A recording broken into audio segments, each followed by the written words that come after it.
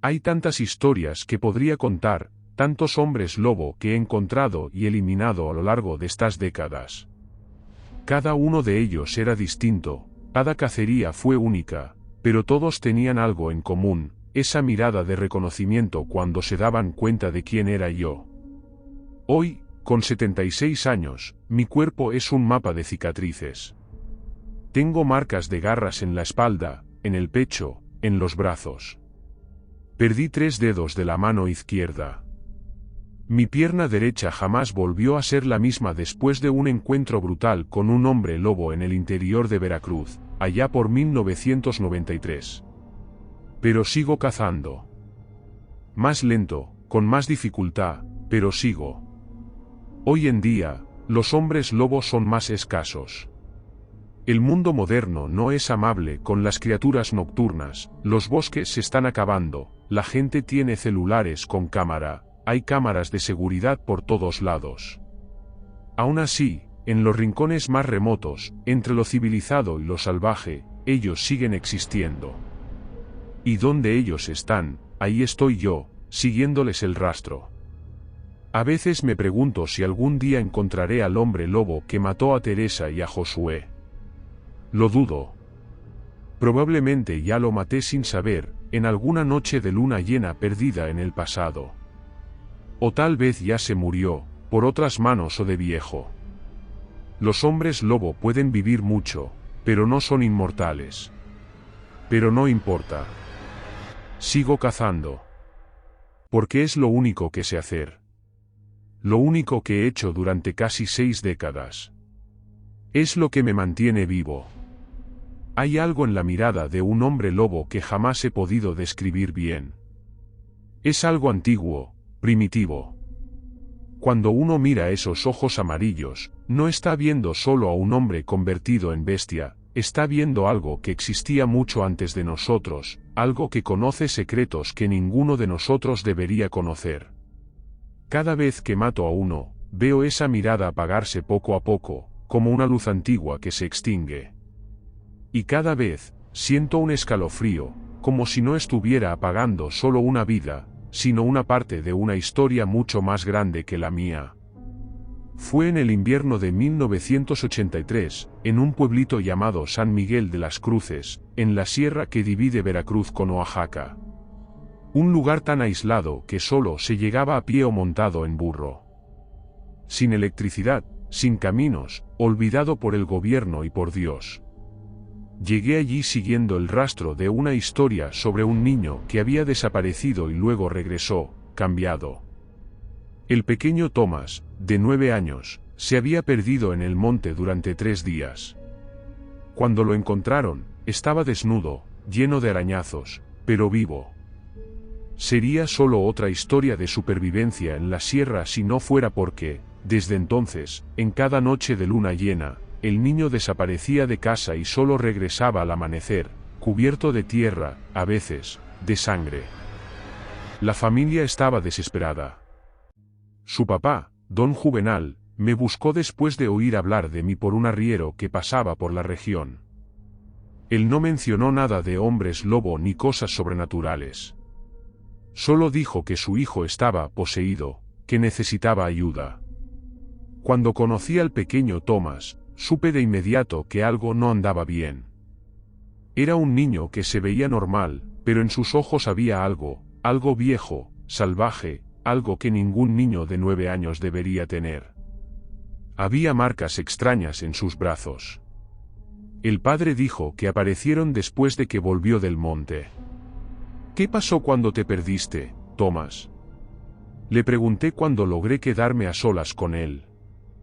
Me miró con esos ojos que no eran de un niño y dijo: me encontré con un hombre en el monte, señor, un hombre grande, peludo. Me mordió, pero luego me cuidó. Me enseñó cosas.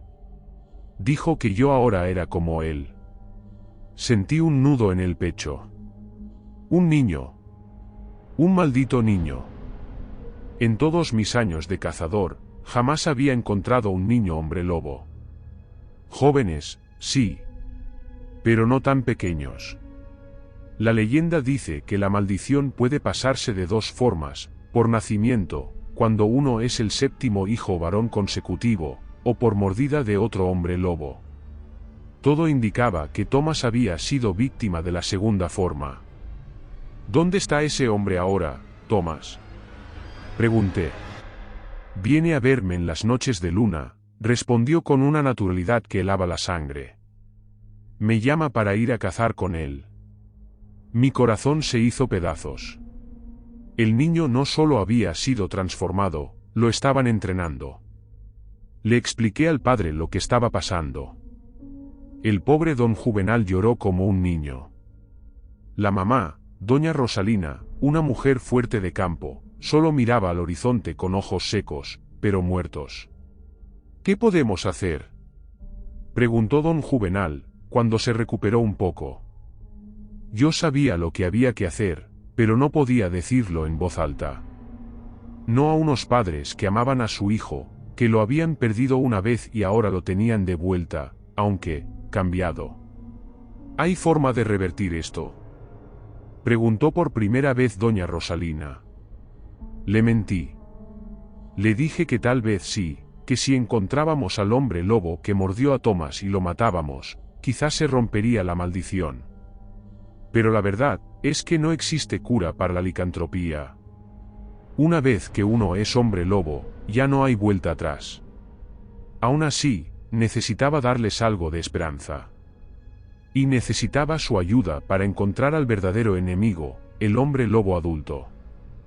Acordamos que en la próxima luna llena, que sería dentro de 3 días, seguiría a Thomas cuando saliera de casa. Sus padres lo dejarían ir, aunque eso fuera contra todos sus instintos. Fueron los 3 días más largos de mi vida. Veía la esperanza en los ojos de esos padres y sabía que estaba alimentando una mentira. Veía al pequeño Thomas jugar como cualquier niño durante el día y me preguntaba en qué se convertía por la noche, bajo la luz de la luna. La noche pactada, nos escondimos cerca de la casa, don Juvenal y yo. Doña Rosalina se quedó dentro rezando. La luna apareció, llena y brillante. No tardó mucho en que la puerta se abriera y el pequeño Thomas saliera. Pero ya no era Thomas, era una criatura pequeña, pero claramente un hombre lobo en formación. Estaba cubierto de pelos oscuros, con garras ya formadas y esos ojos amarillos que yo conocía tan bien. Olfateó el aire como un perro de caza, y luego salió corriendo hacia el monte en 4 patas con una velocidad impresionante. Don Juvenal estaba en shock al ver con sus propios ojos en que se había convertido su hijo, pero siguió caminando detrás de mí, impulsado por un amor más fuerte que el horror. Después de unos 30 minutos llegamos a un claro en medio del monte, y ahí estaba él. Un hombre lobo adulto enorme, de al menos 2 metros de altura cuando se ponía de pie, cubierto de pelo grisáceo. Recibió al pequeño Thomas como un mentor recibe a su aprendiz, con un gruñido que casi parecía afectuoso. Y entonces comenzó el verdadero horror. El hombre lobo adulto había llevado una presa para el aprendiz, un becerro vivo, amarrado de alguna manera. La bestia grande empujó al pequeño hacia el animal, claramente animándolo a hacer su primer ataque. Fue entonces cuando actué. Apunté cuidadosamente y disparé contra el hombre lobo adulto. La bala le dio en el hombro, haciéndolo aullar de dolor y furia. Inmediatamente localizó de dónde había venido el disparo y se vino hacia nosotros. Le grité a don Juvenal: «Regrese a casa y cuide a su esposa». El hombre dudó, mirando a la pequeña criatura que ahora era su hijo, acorralada y confundida. «Váyase, don Juvenal», insistí. «Yo me encargo de su hijo, se lo prometo». Finalmente obedeció, corriendo de regreso por el mismo sendero por donde habíamos llegado. El hombre lobo adulto lo ignoró por completo. Venía directo hacia mí, justo como yo quería. Fue una pelea brutal. Ese era uno de los hombres lobo más grandes que había enfrentado, y también uno de los más feroces. Alcanzó a herirme varias veces con sus garras antes de que pudiera dispararle directo al corazón. Cuando su gran cuerpo cayó al suelo, inmóvil, me di cuenta de que el pequeño Thomas había estado todo el tiempo en el claro, observando todo con esos ojos amarillos e inhumanos. Ahora se acercaba lentamente. Le hablé con calma, bajándome para estar a su altura. «Soy amigo de tu papá, vine a ayudarte». La criatura gruñó, mostrando unos colmillos demasiado afilados para una boca tan pequeña. No me reconocía, no en esa forma. Lo que hice después fue algo que todavía me atormenta en pesadillas. Algo que nunca le conté a nadie, ni siquiera al padre Clemente cuando me confesé años después. Levanté mi escopeta. La criatura que era Thomas pareció entender. Retrocedió, gruñendo con más fuerza. Pero entonces ocurrió algo inesperado, sus ojos, por un instante, parecieron aclararse. La bestia retrocedió, y el niño emergió. «¿Por qué duele tanto?», dijo una voz que era casi la de Thomas, saliendo de esa boca deformada. Bajé el arma. Tenía el corazón hecho trizas. «Ya va a pasar, hijo, ya va a pasar», le dije mientras me acercaba, hablándole con una voz suave, como si calmara a un animal herido. Y en parte, eso mismo estaba haciendo. Cuando estuve lo suficientemente cerca, saqué algo que siempre llevaba conmigo, un frasquito con una mezcla de hierbas que una curandera me enseñó a preparar años atrás. No era una cura para la licantropía, porque no existe cura, pero sí calmaba a la bestia por un tiempo.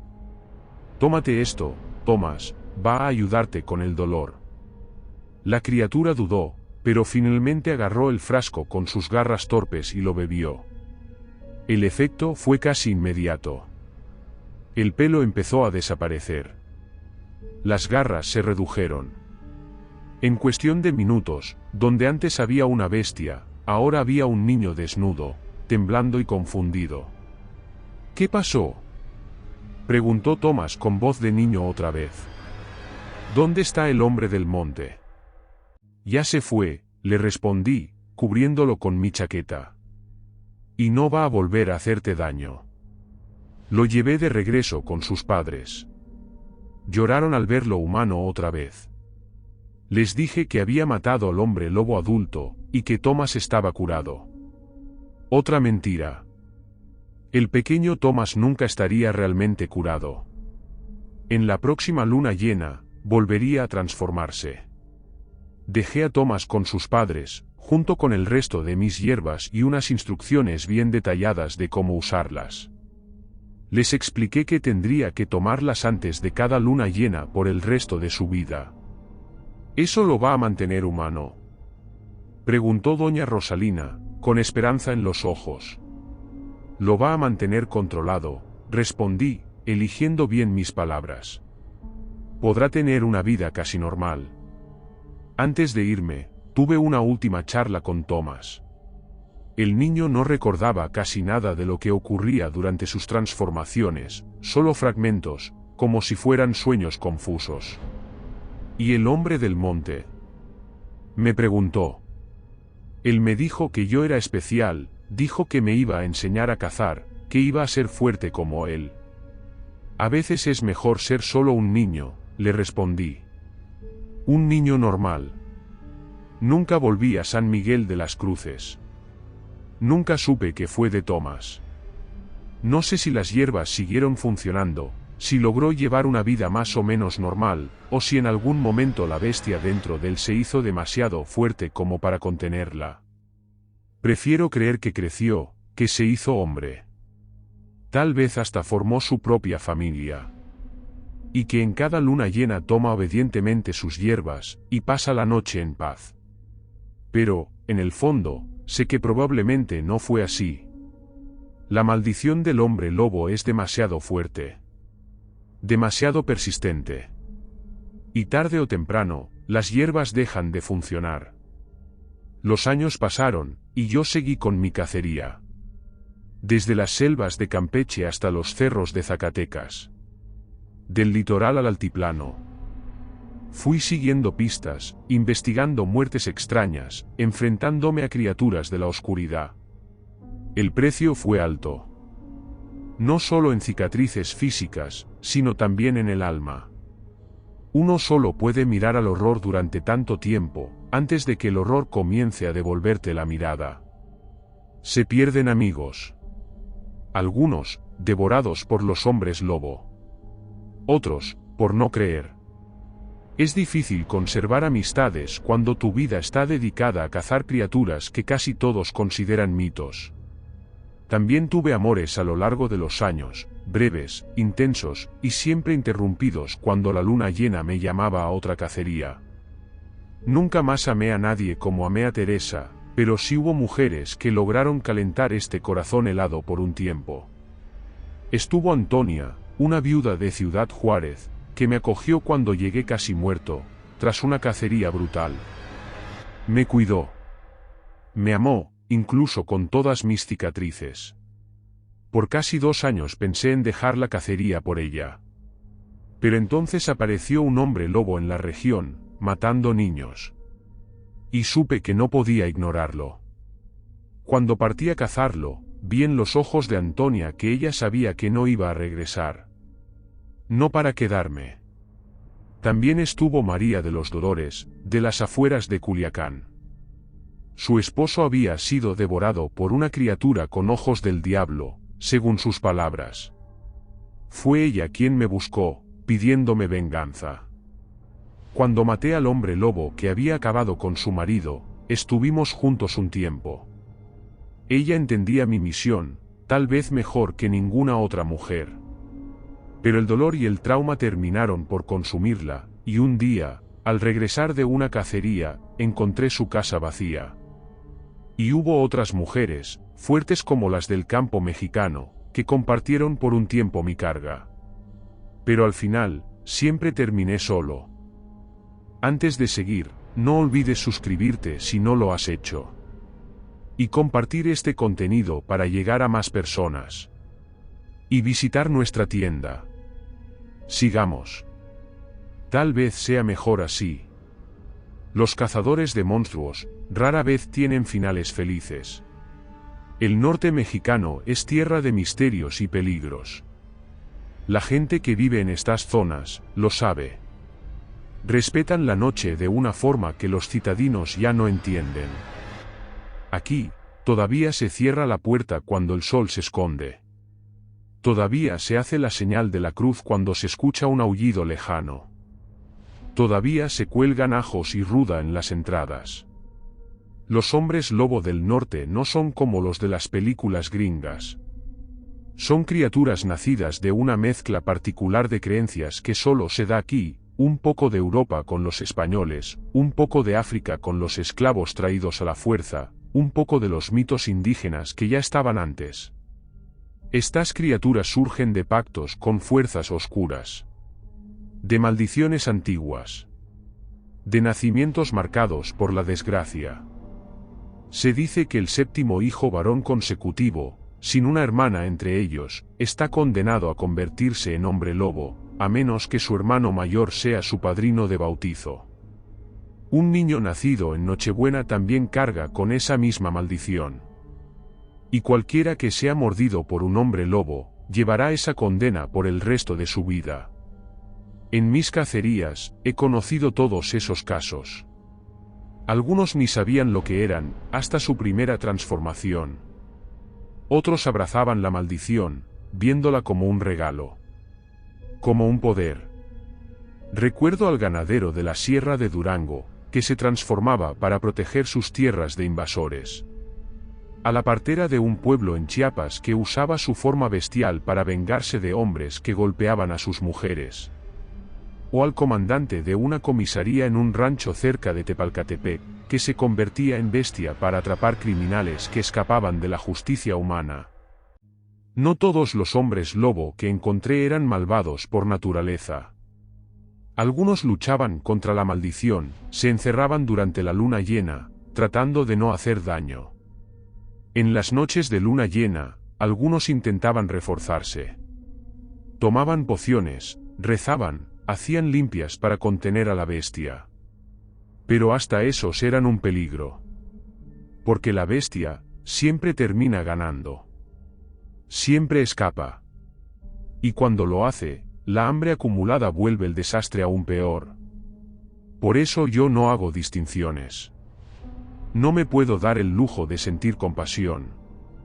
Todo hombre lobo es una amenaza. Y tiene que ser eliminado antes de que más inocentes mueran. Una de las cacerías más difíciles que enfrenté, no fue en el monte ni en la sierra, sino en la ciudad grande.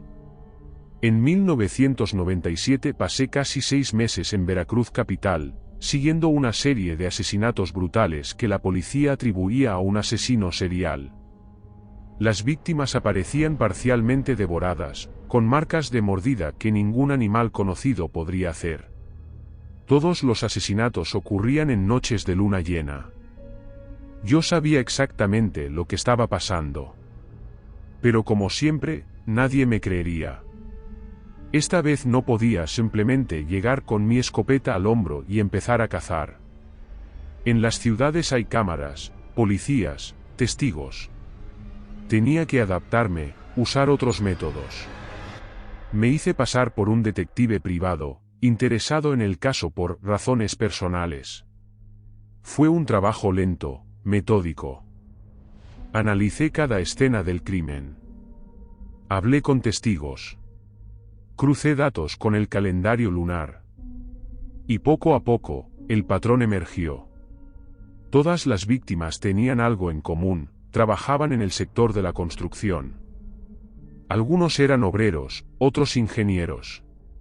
Una era arquitecta. Otro vendía materiales. Todos, de algún modo, habían tenido algún conflicto con una constructora de alto perfil que estaba levantando edificios de lujo por toda la ciudad. La pista me llevó hasta Justino, uno de los dueños de esa empresa. Un hombre de unos 50 años. Respetado, empresario, filántropo. Casado. Padre de 3 hijos. En misa todos los domingos. Nadie sospecharía jamás de él. Pero yo noté los signos. Las cejas gruesas que casi se unían en el centro. Las uñas anormalmente duras y anchas. Esa incomodidad cuando veía objetos de plata. Y lo más revelador, se enfermaba misteriosamente en todas las lunas llenas. Seguí investigando con cautela. Descubrí que todas las víctimas habían sido una molestia para la empresa, el albañil que denunció condiciones inseguras, el ingeniero que se negó a firmar un dictamen, la arquitecta que criticó públicamente el diseño de una torre, la vendedora que habló de materiales de mala calidad. La constructora estaba usando su maldición para eliminar amenazas a su imperio. Y Justino se sentía intocable. Confrontarlo en la ciudad era imposible. Tuve que esperar el momento justo, cuando estuviera lejos de testigos. Vulnerable. Ese momento llegó cuando descubrí que Justino tenía un rancho en la Sierra de Puebla, al que se escapaba algunos fines de semana, siempre en lunas llenas. Ahí era donde se transformaba con seguridad. Lejos de los ojos de la sociedad veracruzana. Me dirigí al rancho un viernes, justo en luna llena. Era una propiedad aislada, con seguridad en la entrada principal.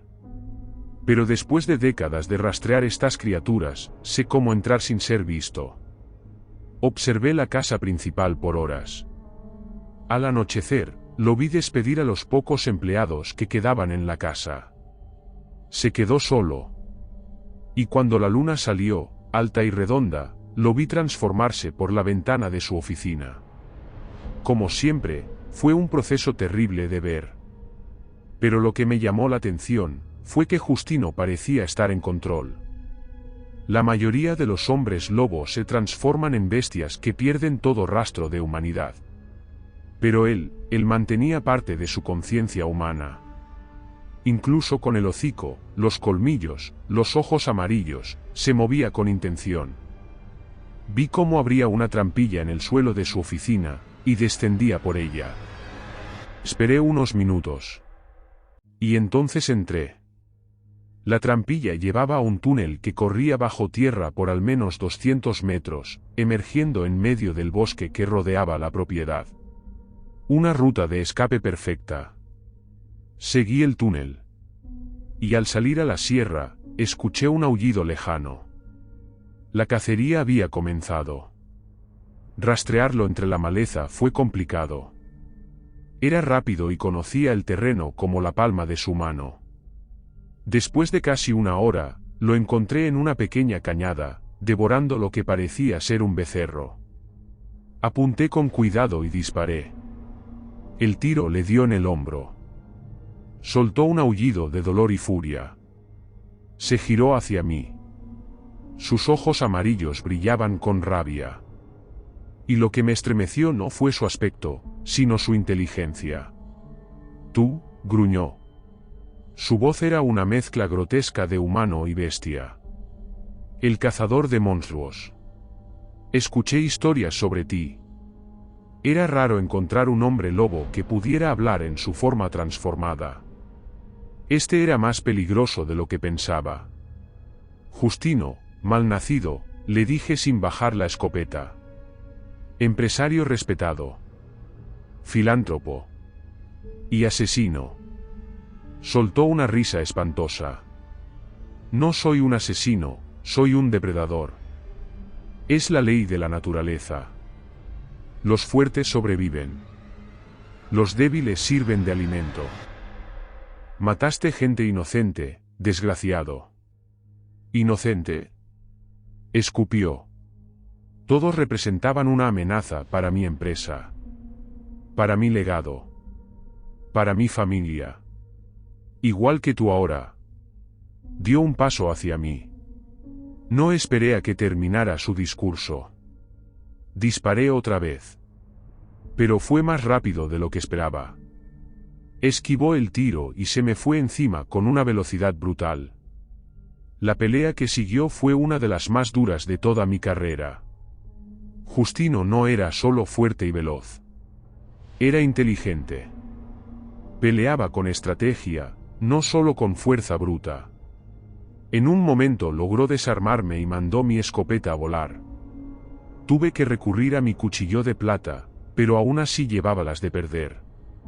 Sus garras me abrieron el pecho, los brazos, varias veces estuve a punto de caer. Pero cometió un error. Se confió. Bajó la guardia por un segundo. Y ese segundo bastó para que le hundiera mi cuchillo de plata directo en el corazón. Sus últimas palabras, mientras la luz desaparecía de sus ojos. «No entiendes lo que viene.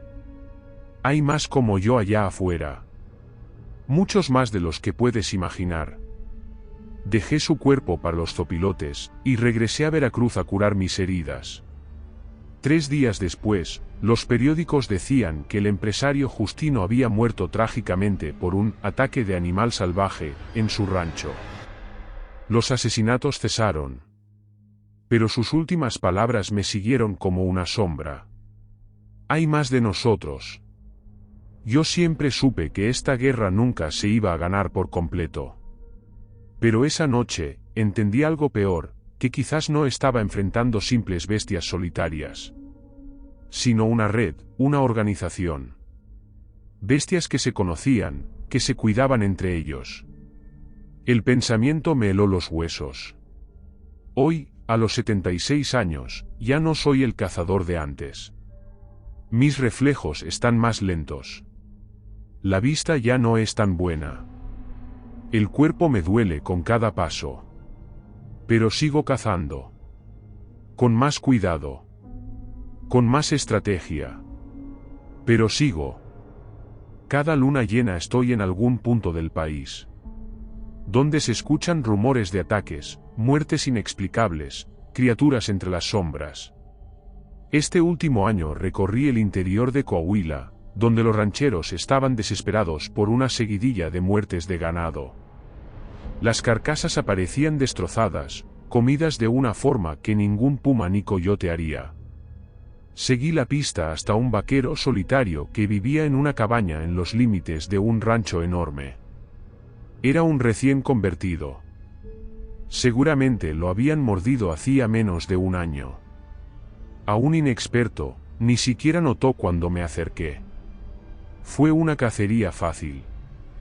Después estuve en el interior de Hidalgo, investigando reportes de niños que veían a un hombre lobo por las ventanas durante la noche. Resultó ser un exprofesor jubilado. Había hecho un pacto oscuro para recuperar su juventud, y el precio fue su humanidad. No atacaba a los niños para devorarlos. Quería convertirlos. Crear una nueva generación. Logré detenerlo antes de que hiciera su primera víctima infantil. Aunque ya había matado a 3 adultos que intentaron frenarlo. Y ahora estoy de regreso en Oaxaca, donde todo comenzó. Hay rumores de ataques por la zona de San Pedro del Monte, no muy lejos del lugar donde perdí a Teresa y Josué, mi familia. Una parte de mí se pregunta si, después de todo este tiempo, finalmente encontraré a la bestia que me los arrebató. Otra parte sabe que es poco probable. Tal vez ya lo maté sin saberlo, o murió de viejo, o por las manos de otro cazador. Pero no importa. La cacería continúa. Mientras mis brazos puedan levantar la escopeta, mientras mis ojos puedan distinguir entre el hombre y la bestia, mientras mi corazón siga latiendo con el ritmo de la venganza. Seguiré. Ahora estoy aquí, sentado, dictándole estas palabras al hijo del padre Clemente. Miro mis manos, arrugadas, llenas de cicatrices. Y me pregunto, ¿qué logré realmente? He matado 83 hombres lobo. Salvé incontables vidas. Y, sin embargo, la maldición sigue. Los hombres lobos siguen apareciendo. Es como intentar vaciar el mar con un balde agujereado. ¿Y qué perdí? Una vida normal. Amores que pudieron florecer. Amigos que se fueron. Una vejez tranquila, rodeado de hijos y nietos. Pero no me arrepiento. Porque cada vez que veo la luna llena, me acuerdo de Teresa y de Josué. Y sé que, aunque no haya encontrado al asesino exacto, cada bestia que maté fue un paso más en mi venganza. Y ahora que estoy viejo, sé que no duraré mucho más en esta guerra. Y me pregunto, ¿quién seguirá después de mí? Intenté encontrar un aprendiz. Alguien que herede mi experiencia. Mi cruzada. Pero es difícil. ¿Quién me creería? ¿Quién dejaría todo atrás para cazar monstruos? A lo largo de los años, conocí a unos pocos jóvenes que, como yo, habían perdido seres queridos por culpa de los hombres lobo. Jóvenes que, impulsados por el dolor y la rabia, quisieron unirse a la cacería. Pero la mayoría no aguantó ni su primera batalla. Cuando vieron el horror de cerca, cuando escucharon los gritos, cuando olieron la sangre, huyeron. Otros no tuvieron esa oportunidad. Murieron despedazados por garras y colmillos. Solo uno se quedó conmigo durante un tiempo real. Se llamaba Damián, un joven de Mochitlán, en Guerrero. Cazó a mi lado casi 3 años. Hasta que, en el 2003, fue asesinado por un hombre lobo particularmente inteligente, que nos tendió una trampa. Desde entonces, he cazado solo. Y probablemente así será también mi final. Solo, en medio de algún monte oscuro, bajo la luz de la luna llena, con las garras de una bestia desgarrando mi pecho viejo. Y no me parece un mal final. No para un hombre como yo. Y si después de la muerte uno realmente se reencuentra con quienes amó, si existe algo más allá de esta existencia, entonces tal vez Teresa estará esperándome. Y mi pequeño Josué, que apenas tuvo tiempo de vivir, tal vez me reconocerán a este viejo acabado al joven esposo y padre que alguna vez fui. No lo sé.